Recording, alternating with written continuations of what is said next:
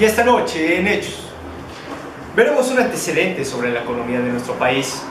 Hablaremos del famoso milagro mexicano.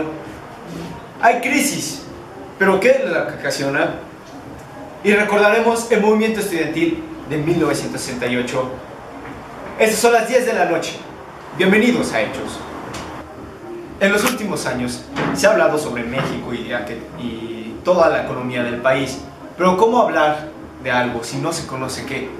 Por eso esta noche hablaremos sobre los antecedentes de la economía en México.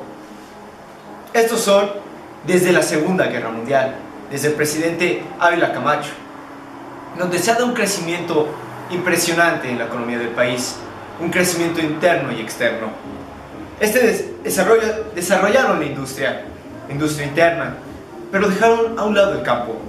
Eso hay que tenerlo en cuenta para verlo un poco más adelante. Esto hizo que México creciera de 1958 a 1970. Recordaremos que en ese periodo de años México vivió muchas guerras. Pasando, el milagro mexicano es esa etapa en la que México producía lo que consumía. Hubo un crecimiento exponencial en la economía del país. México creció mucho, pero creció hacia el exterior. De no ser que pasaron unos cuantos años, México empezó a crecer internamente, donde industrializó a todo México. Una de las etapas que más marcaron esa época fue el desarrollo estabilizador, que comprende de 1958 a 1970.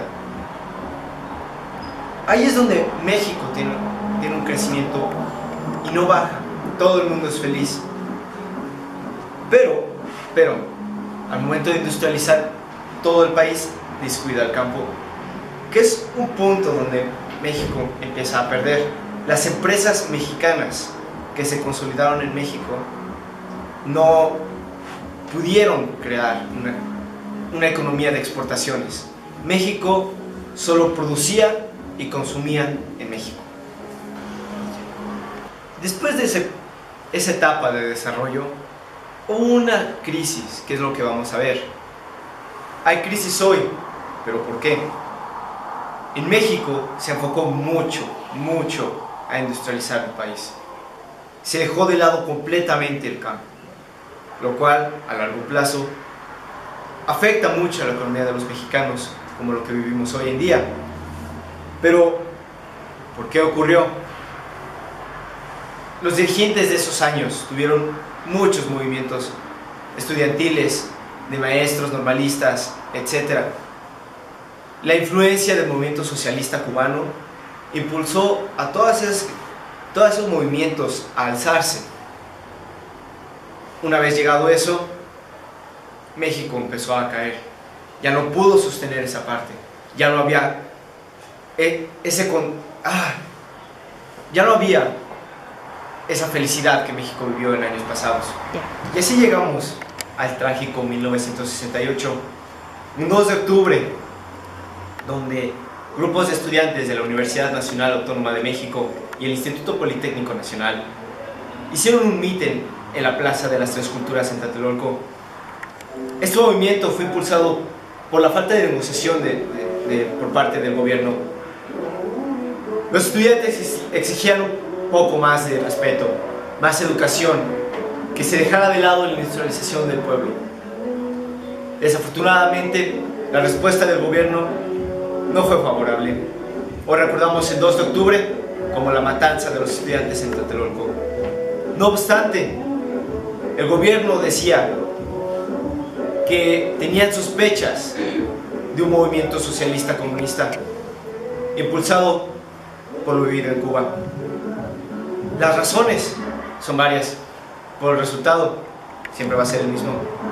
El gobierno trató de retener a ese meeting de estudiantes y el resultado fue una espectacular matanza.